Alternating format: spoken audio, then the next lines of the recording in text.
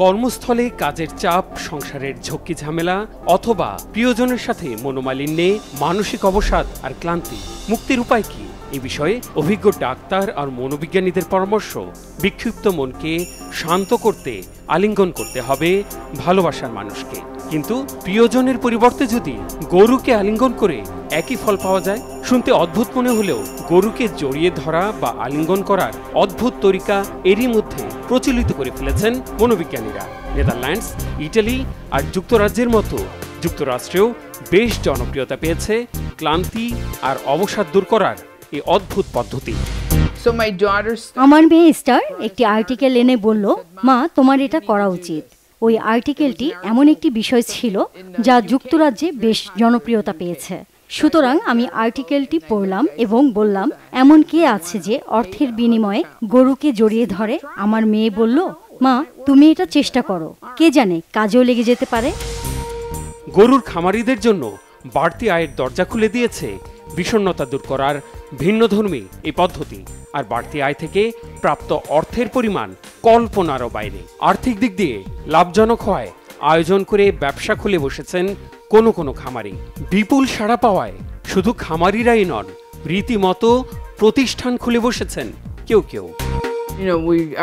গরুকে আলিঙ্গনের বিষয়টি সবাই খুব ভালোভাবে গ্রহণ করেছে, যা কল্পনারও বাইরে। চিন্তাও করতে পারিনি গরুর সাথে আলিঙ্গন মানুষ এতটা চায়। আগাম বুকিং হয়েছে মা দিবসে। বসন্তকালীন ছুটিতে অনেক সাড়া পেয়েছি, আর ভালোবাসা দিবসে তো পাগল হওয়ার মতো অবস্থা ছিল। গরুকে আলিঙ্গন বা গরুর সাথে সময় কাটানোর খরচ কত শুনলে চোখ কপালে উঠতে বাধ্য। যুক্তরাষ্ট্রের ইলিনয় অঙ্গরাজ্যের একটি খামারে গরুকে জড়িয়ে ধরে সময় কাটাতে চাইলে ঘন্টায় খরচ করতে হবে ৭৫ থেকে ২০০ মার্কিন ডলার, বাংলাদেশি মুদ্রায় যা ৮,০০০ থেকে প্রায় ২২,০০০ টাকা পর্যন্ত।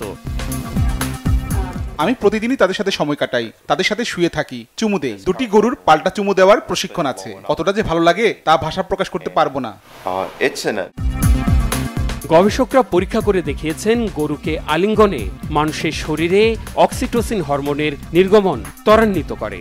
বিশেষ এই হরমোনটি মানুষের মস্তিষ্কে প্রেম ভাব, কাম ভাব, ভালোবাসার অনুভূতি জাগিয়ে তোলে, মনকে প্রশান্ত করে, ফুরফুরে করে।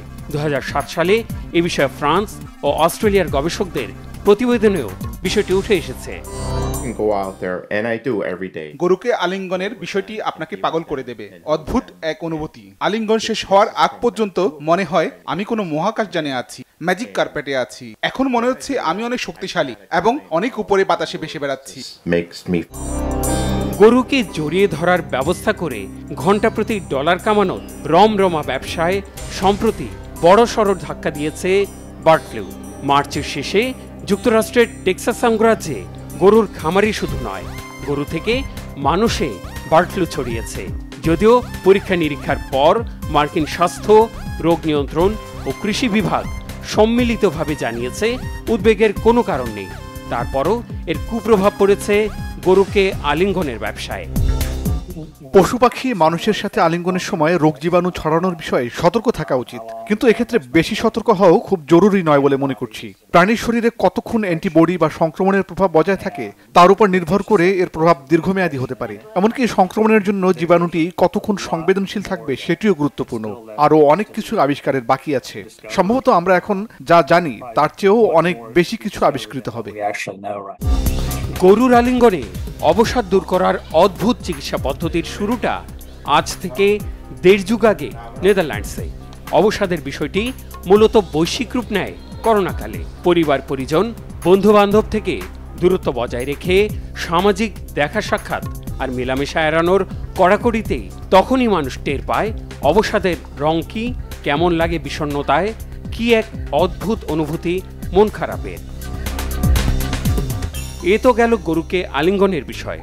মনকে প্রশান্ত করতে দেশে দেশে বিড়াল, কুকুর, ঘোড়া, এমনকি কুমিরকে আলিঙ্গনেরও প্রচলন রয়েছে।